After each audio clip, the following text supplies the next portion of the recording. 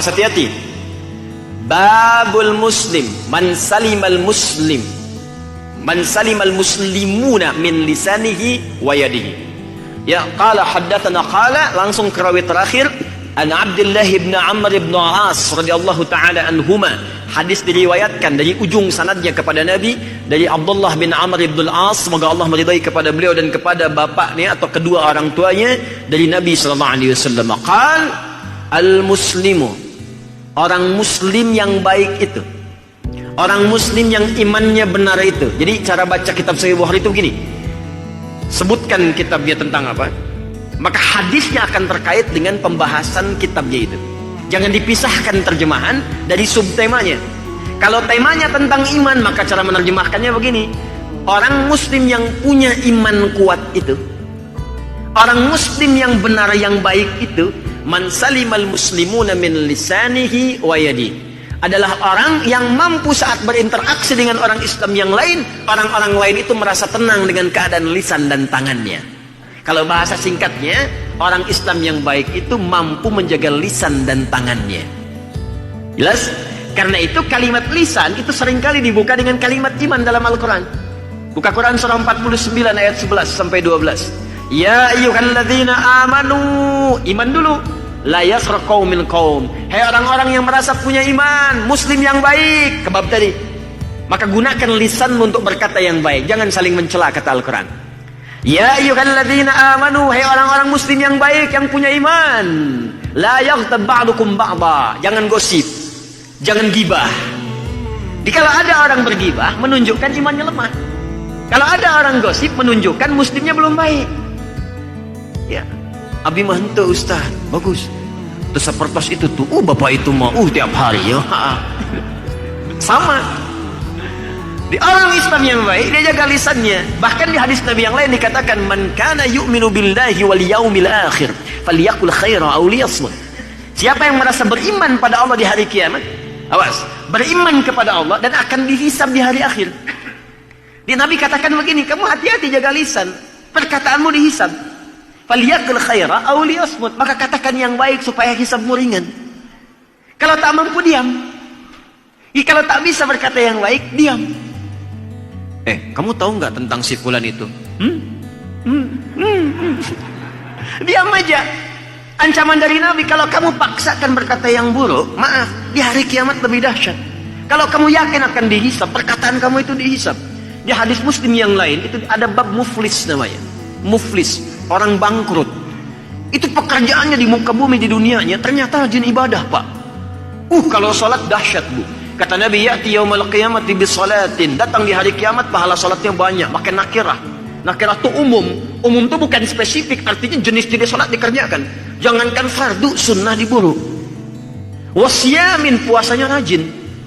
Jangankan Ramadan, bahkan ayamul bid pun ditunggu-tunggu. Wazakatin, zakatnya rajin. Cuman sayang, wa ya'ti qad syatama hadza, dia pun datang membawa dosa, seringkali mencela si fulan. Ini isyarat dari Nabi, fenomena 15 abad yang lalu. Kata Nabi akan muncul fenomena di masa yang akan datang nanti. Orang rajin ibadah tapi rajin maksiat. Maksiatnya apa? Maksiatnya pun unik. Rajin sholat, senang mencela. Rajin puasa, senang berselisih. Karena hadisnya belum lengkap. Wa qadhafa hadza, senang nuduh orang lain. Wa daraba hadza, senang berselisih. Wa safaka dama hadza, bahkan ada yang menumpahkan darah, bahkan menyebutkan nama Allah di dalamnya. Tembak orang, Allahu Akbar. Bom orang, Allahu Akbar. Muncul bom panci, bom kulkas, bom open, bom setrika dan sebagainya. Itu terjadi nggak? Kalau Nabi yang sampaikan dulu pasti kejadian. Itu disampaikan itu supaya kita bisa mengantisipasi, jangan masuk bagian dari itu.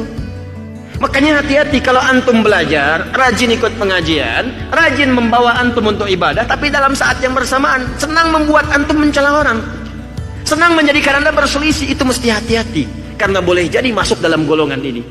Apalagi mengarahkan anda pada tindakan ekstrim. Kamu kemarin banyak dosa, tobat. Kalau pengen banyak pahala, jihad sekalian. Tuh ledakan kedubes anu. Hati-hati dengan yang begitu. Hati-hati. Tinggalkan seketika karena menyalahi hadis Nabi. Kata Nabi, tu'khadhu hadza min hasanati wa hadza min hasanati. Kalau ada yang seperti itu sifatnya, maka diambil pahala kebaikannya, ditimpakan dan diberikan, ditransferkan kepada orang dizalimi tadi. Misal, ada orang selesai sholat, maaf, tiba-tiba salah sholat membicarakan orang lain dalam konteks gibah, nggak tanggung-tanggung dibicarakan imamnya. Saya tak imam naik tadi, si pulen pantes tenguna suaranya. Itu dia selesai sholat, pahalanya ditransferkan kepada imamnya sekalian, seketika. Makanya kalau Anda sedang dicela orang, nggak usah marah, Pak. Itu tandanya ada transfer pahala yang diberikan kepada Anda. Dan hukum celaan itu, hukum celaan nggak bisa bebas kita darinya. Nggak ada orang bebas dari celaan. Demi Allah saya katakan, tidak ada manusia yang bebas dari celaan. Jangankan manusia, bayangkan Allah dicela oleh orang yang kafir, malaikat dicela, Rasul dicela, Nabi dicela, sahabat dicela, tabi'in dicela, ulama dicela.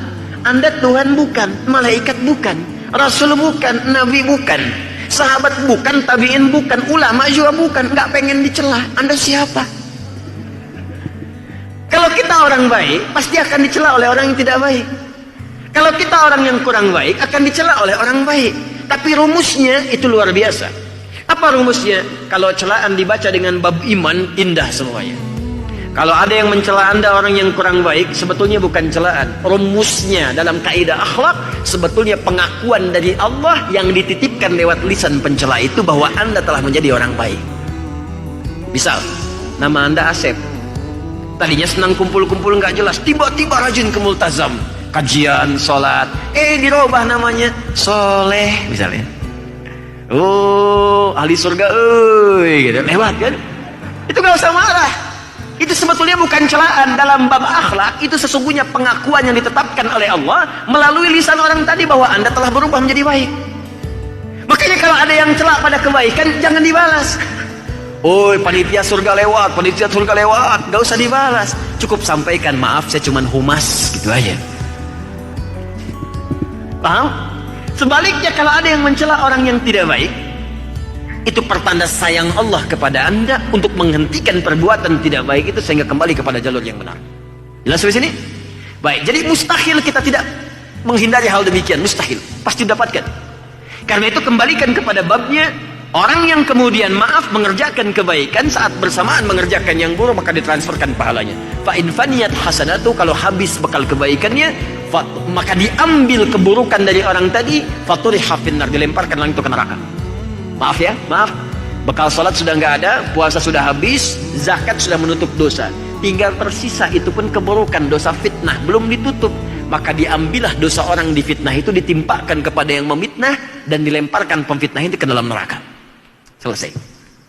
Maka jaga lisan, jaga tangan.